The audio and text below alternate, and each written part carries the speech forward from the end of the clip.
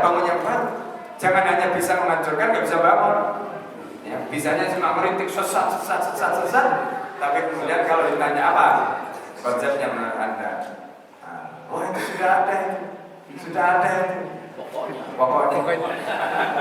Udah dari sana. Ini yang kesalahan fatal yang sebenarnya. Ya kita maklum karena mereka kan bukan pemikir ya.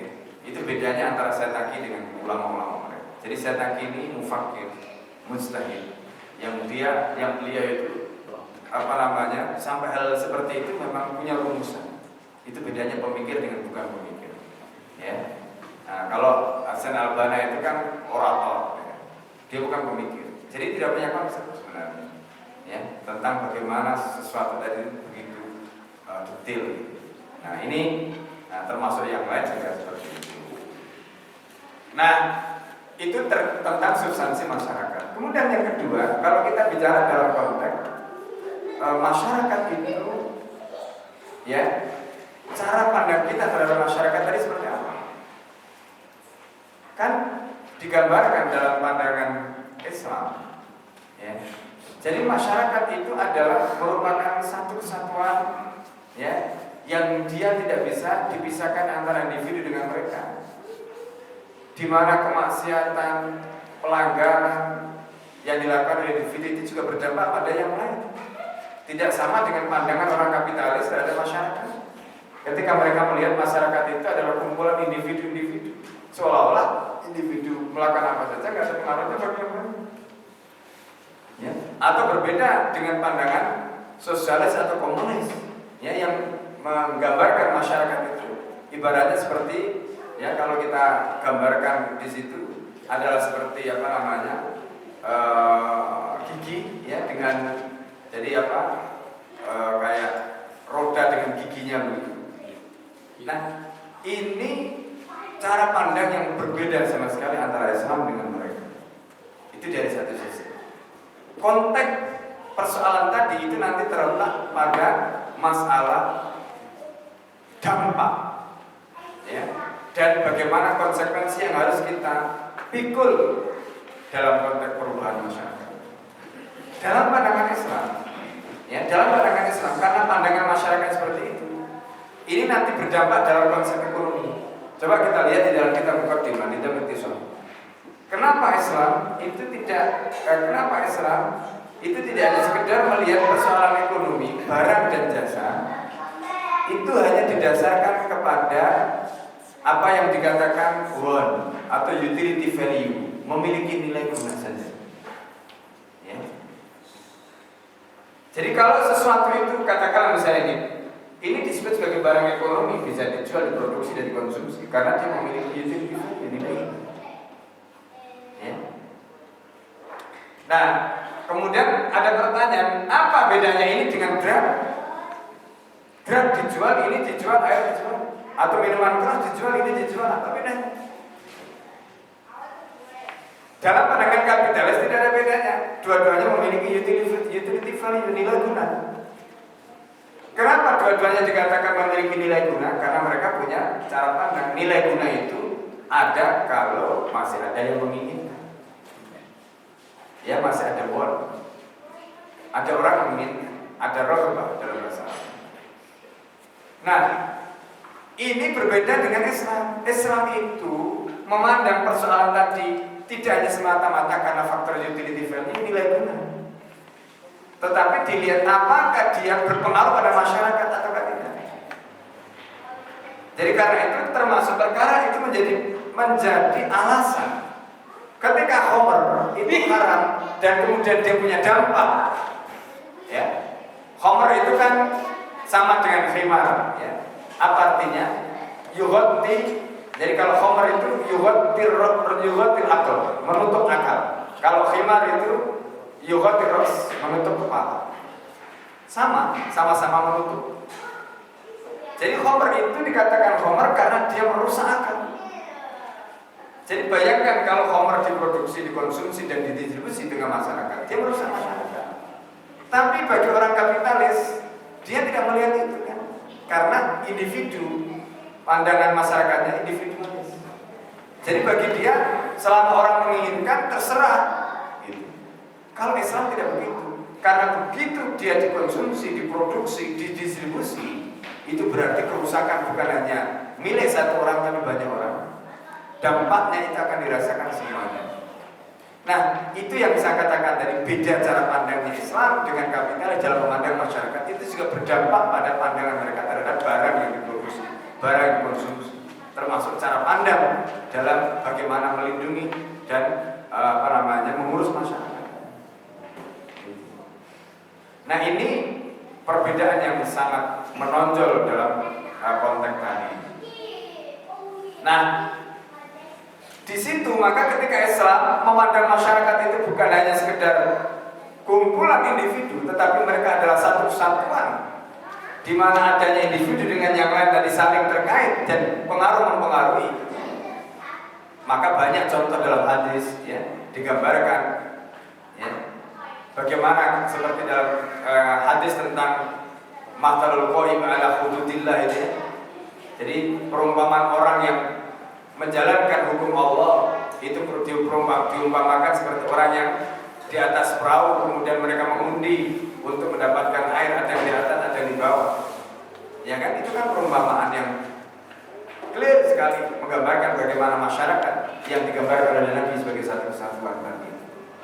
Jadi kalau di bawah berpikir daripada sang repotnya yang di atas, daripada nanti di atas kena percikan air saya, mending saya lubangi aja di bagian tempat duduk saya.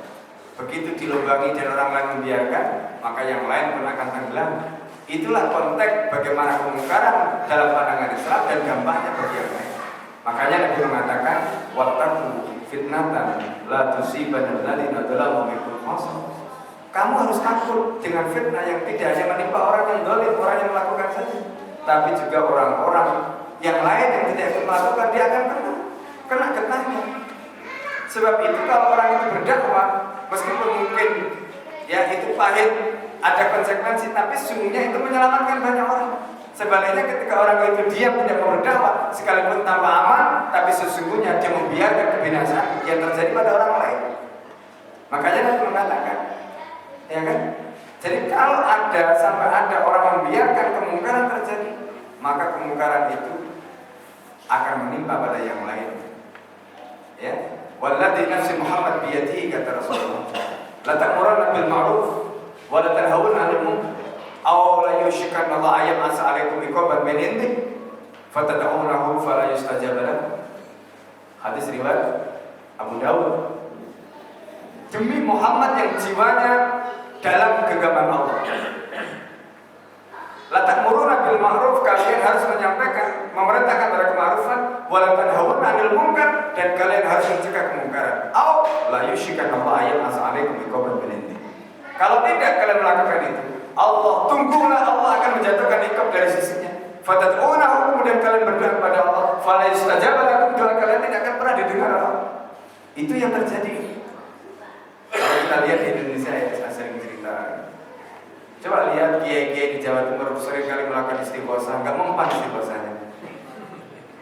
Bagaimana mereka berdoa kepada Allah melakukan istighosah, tapi amar ma'ruf nahi munkar mereka tidak pernah. Mereka diamkan, mereka terlibat dalam kampanye pilpres, pilkada, macam-macam, semua mereka menikmati. Duit-duit masuk di pesantren mereka, mereka rame-rame berdoa, nggak ada artinya. Allah nggak akan dengarkan doa mereka, bahwa mereka sudah kemasukan itu semua. Terlibat semua. Ya kan? Ini adalah fakta. Oleh karena itu, kalau kita bicara dalam konteks masyarakat, maka di sini harus kita pahami bahwa masyarakat itu bukan hanya individu.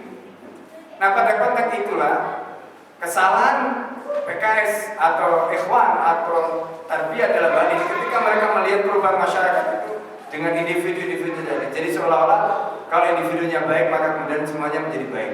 Belum tentu kan? Itu yang kemudian dikritik oleh Zaidaki dalam kitab Mafahim. Ya. Idza saluhal mujtama, saluhal fard. Jadi kalau masyarakat itu baik, maka individunya menjadi baik, tapi tidak sebaliknya. Kalau individu baik belum tentu masyarakatnya menjadi baik. Karena baiknya masyarakat itu ukurannya apa? Pemikirannya, masyairnya, sistemnya. Kalau itu semuanya Islami berarti masyarakatnya baik. Kalau itu baik individu yang brengsek itu menjadi baik kalau dia hidup di situ. Ya.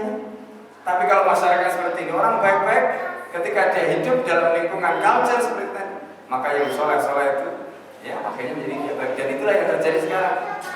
Ya banyak kiai, ya kena kasus daging, ya kan? Banyak ustaz kena kasus daging, ya kan? Itu Terwarnai. itu daging sapi. Ada juga yang daging yang lain.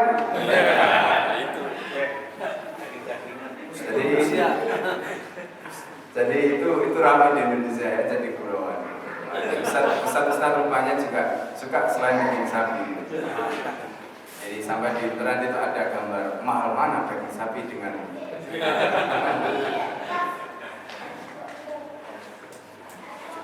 dagingnya Vitalia sisa.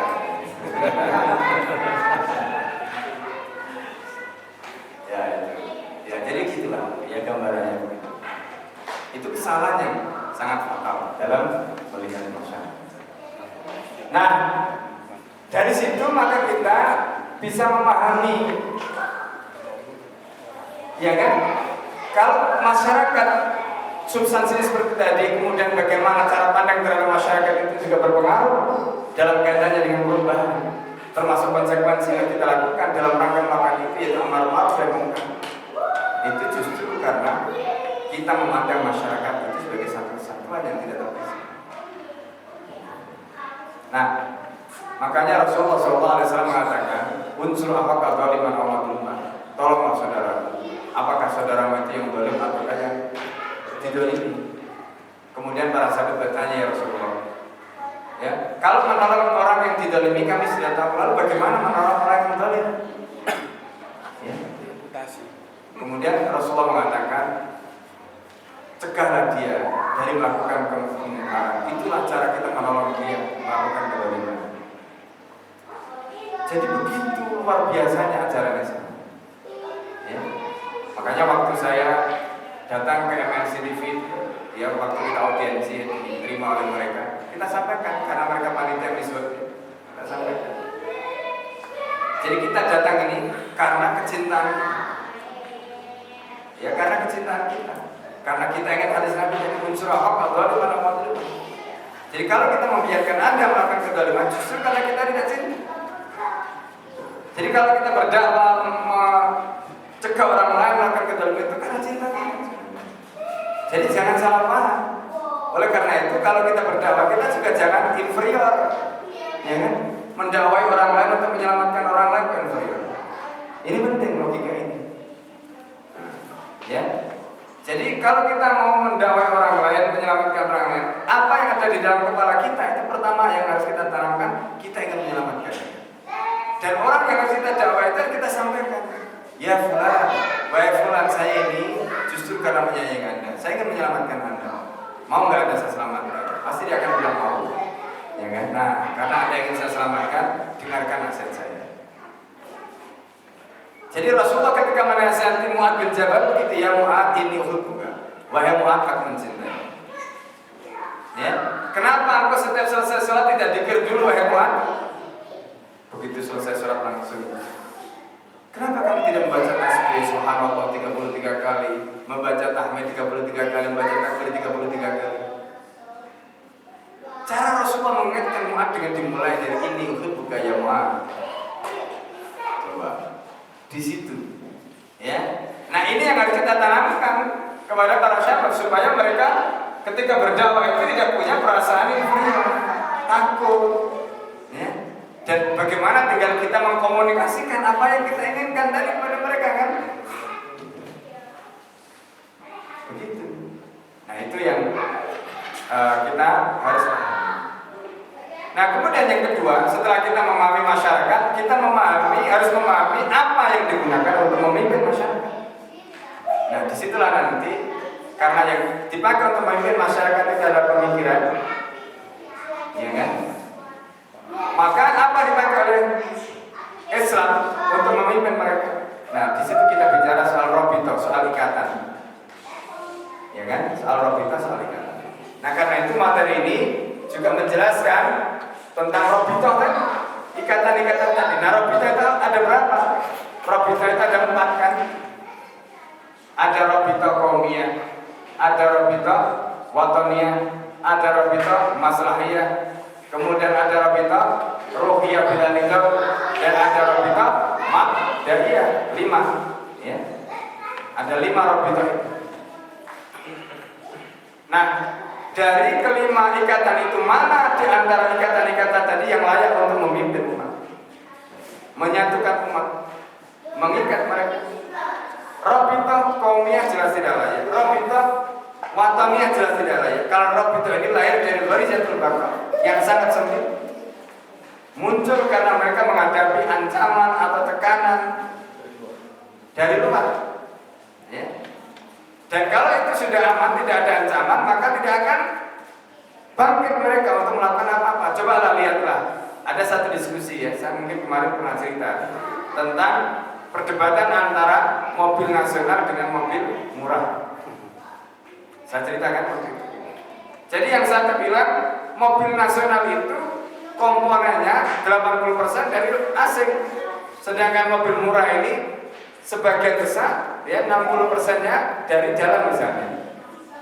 Kemudian di situ muncul perdebatan, mana yang lebih penting, nama ataukah isinya tadi? Apa artinya namanya mobil nasional kalau isinya 80% dari asing? Sementara yang satu namanya ini nama asing, katakanlah milik Jepang macam-macam, tapi kan komponen lokalnya lebih banyak daripada mobil nasional. Orang yang tidak punya kesadaran pasti dia dengan mudah akan tertipu dengan argumen-argumen seperti itu. Bagi orang-orang nasionalis, bagi orang-orang patriotis, mungkin itu tidak ada masalah karena tidak ada yang mengancam kan. Ancaman itu terjadi ketika mereka melihat, oh ini untuk kepentingan asing. Ketika bisa dijelaskan bahwa ternyata sekian persen itu bukan dari asing, mereka merasa tidak terancam. Padahal di situ mereka sebenarnya sedang dijajah. Nah, itu yang saya katakan sebelumnya, jahatnya orang-orang kafir ketika mereka menggunakan senjata yang disebut dengan tadlil fikri dan tadlil siasi, penyesatan berpikir dan penyesatan politik. Mereka itu sudah menjajah kita, tapi mereka menipu supaya kita tidak bangkit dengan penyesatan-penyesatan berpikir mereka. Itulah lemahnya ikatan nasionalisme, itulah lemahnya ikatan patriotisme. Jadi mereka tidak merasa terusik, mereka tidak perlu bangkit, tidak perlu melakukan perlawanan karena tidak merasa terancam.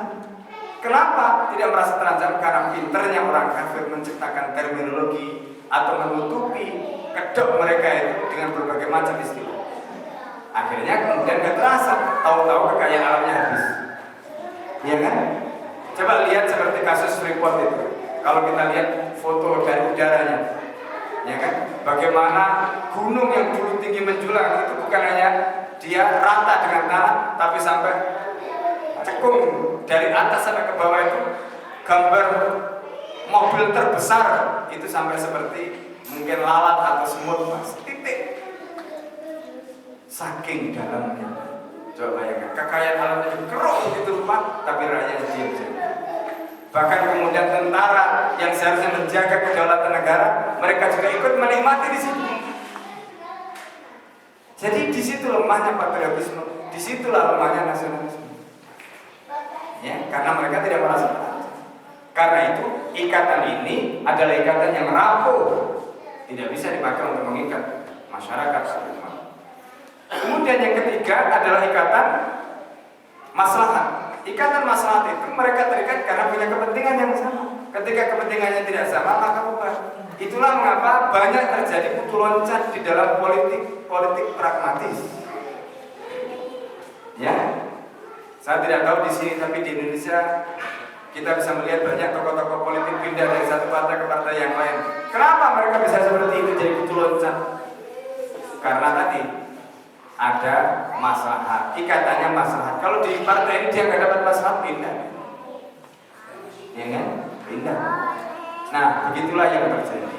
Itu kalau ikatannya didasarkan kepada robito maslahiyah. Nah, yang keempat adalah robito ruhiyah bila nidom.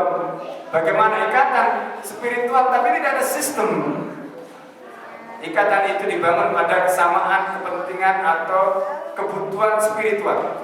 ibadah seperti tarekat-tarekat sufi-sufi, jamaah-jamaah dzikir, ya. Mereka senang di situ karena merasa mengalami ekstasi, ya. Jadi mengalami jadi begitu dia masuk dalam lingkungan tadi tarekat-tarekat, mereka sudah seperti di dunia lain, ya kan? Sudah fly. Itu yang terjadi, ya kan? Tapi ketika mereka melihat saudara mereka dibom, mereka melihat saudara mereka dianiaya, enggak sama sekali mengusik perasaan mereka. Ya. Jadi di mana ikatan mereka dengan saudara-saudara mereka yang lain? Padahal sama-sama Muslim. Padahal Rasulullah SAW mengatakan lahadmu, ya, laqatlul mar'il muslimi, ya, atau lahadmul ka'bah a'dhamu lahadmul ka'bah ahwanu indallahi min qatlil mar'il muslimi. Hancurnya Ka'bah itu lebih rendah nilainya di mata Allah dibanding dengan terbunuhnya satu orang Islam. Lalu bagaimana mereka bisa diam ketika mereka melihat ribuan orang Islam dibantai, kemudian mereka asik cuma dikit setiap saat, ya kan? Itu karena ikatan spiritualnya tadi itu tidak didasarkan pada nidom, dan kemudian tidak membentuk masyair mereka cinta, masyair mereka benci, ya, kepada apa yang menimpa saudara mereka yang lain. Inilah yang terjadi, ya, kalau ikatannya itu adalah ikatan rabitah ruhiyah bila nidom. Dan ini juga berbahaya karena menjadikan mereka kemudian akhirnya melarikan dari kehidupan, menjadikan mereka menempatkan spiritualisme tadi itu sebagai pelarian. Itu yang berbahaya, ya. Jadi orang-orang seperti ini, mereka sebenarnya, ya, kalau dikatakan ya hidup, ya, tapi sebenarnya seperti orang mati karena mereka tidak terusik sama sekali ketika melihat kehidupan dengan berbagai macam pola tingkahnya tadi, melakukan amar ma'ruf nahi munkar kepada orang lain juga tidak, ya kan? Terusik ketika saudara mereka dibantai juga tidak. Doa pun itu doa untuk diri mereka, keluarga mereka sendiri. Makanya di dalam kitab Fiqhul Islam menggambarkan doa itu pun mencerminkan apakah orang itu bangkit atau tidak. Jadi kalau antum ingin tahu orang ini punya kesadaran ideologi atau tidak, lihat doanya. Ya. Kalau doanya cuma Rabbana atina fid dunya hasanah wa fil akhirati hasanah wa qina adzabannar, ya tentulah berbeda dengan, ya, misalnya kalau dia berdoa Allahumma sallimna wal muslimin, Allahumma izzil islam wal muslimin wa ahlikil kafratal musyrikin, Allahumma ansur ikhwanana muslimin al-mustada'afina fi kulli makan. Jadi kalau dia berdoa seperti itu, ada kesadaran, ya kan? Jadi dia doa saja tidak kelihatan orang itu punya kesadaran, ya. Nah, jadi ikatan yang paling tepat untuk mengikat hubungan tadi apa kalau begini? Nah, satu-satunya ikatan tidak lain adalah ikatan mabda, ya kan? Rabitah mabda'iyah. Nah, mabda itu apa? Mabda itu apa? Saya akan bukakan slide yang lain, ya.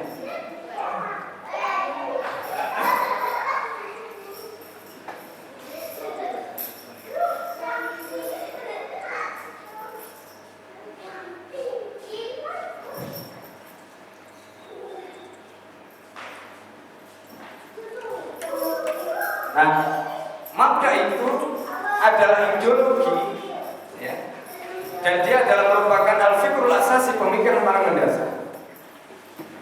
Kapan pemikiran itu menjadi fikrul asasi? Ya, ketika pemikiran itu merupakan fikrah kuliah yang kemarin kita sudah bahas, pemikiran menyeluruh, alil kauni wal insani wal hayat dan seterusnya. Dan dari pemikiran itu lahir pemikiran-pemikiran yang lain yang bersifat hanidah, muncul sistem dari pemikiran itu. Makanya disebut dengan pemikiran asasi. Ideologi itu juga merupakan akidah akliyah yang memancarkan sistem, ya. Yang tadi saya sebutkan karena dia merupakan fikrah kuliah yang bersifat hanidah, ya. Nah, ideologi kalau kita gambarkan nanti rinciannya adalah seperti ini. Jadi dia terdiri dari fikrah atau thoughts dan thoriqah atau metode. Dia ada gagasan, ada ide, kemudian ada metode. Ya. Nah, kalau kita bicara ideologi dalam konteks yang pertama, ya, yaitu fikrah, maka yang masuk dalam kategori fikrah itu adalah satu akidah. Dan Islam memiliki akidah, ya kan? Di situ ada rukun iman, kemudian ada qadar dan qadar yang sudah kita bahas kemarin. Nah, kemudian yang kedua, ideologi itu atau fikrah itu, ya, juga memiliki problem solving. Ya, jadi memiliki problem solving. Artinya memiliki solusi untuk problem-problem yang ada. Dalam hal apa? Hubungan antara manusia dengan Allah. Di situ ada hukum ibadah. Hubungan manusia dengan sesamanya ada hukum terkait dengan sistem politik, terkait dengan sistem ekonomi, terkait dengan sistem sosial, ya. Kemudian sistem-sistem yang lain, ya, termasuk sanksi dan sebagainya. Nah, kemudian di situ juga ada hukum akhlak. Ini semua terkait dengan problem solving. Itu fikrah, itu gagasan, konsep.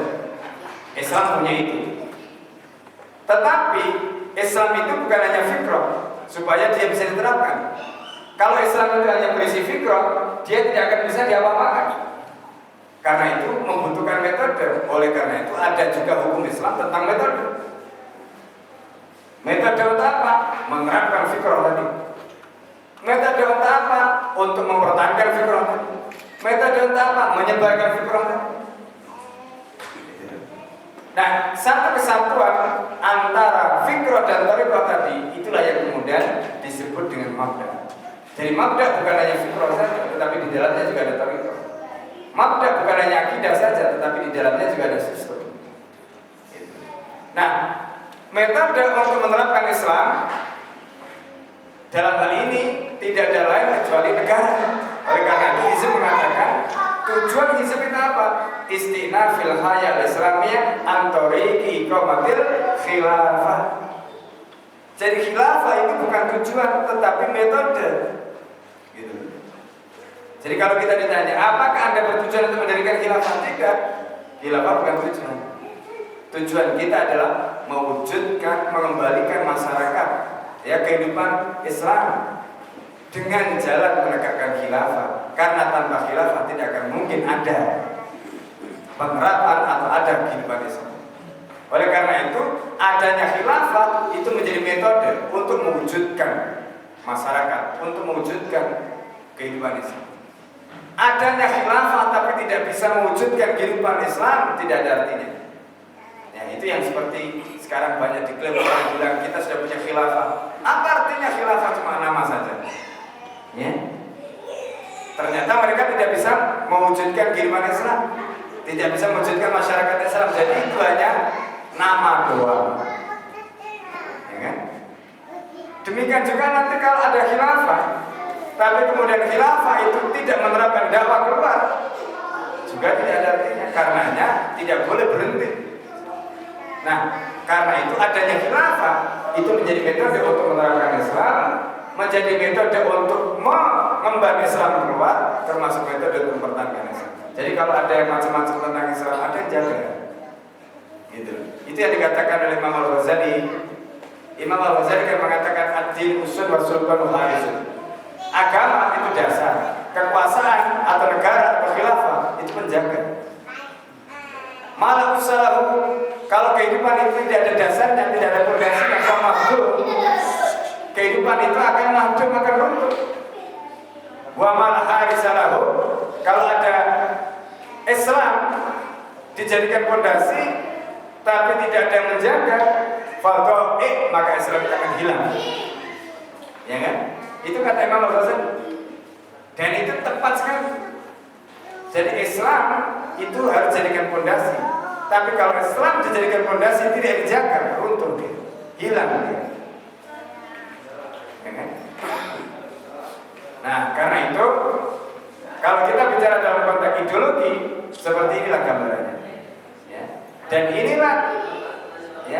Dan kalau kita bicarakan sebagai robito, sebagai ikatan, inilah satu-satunya ikatan yang sahih,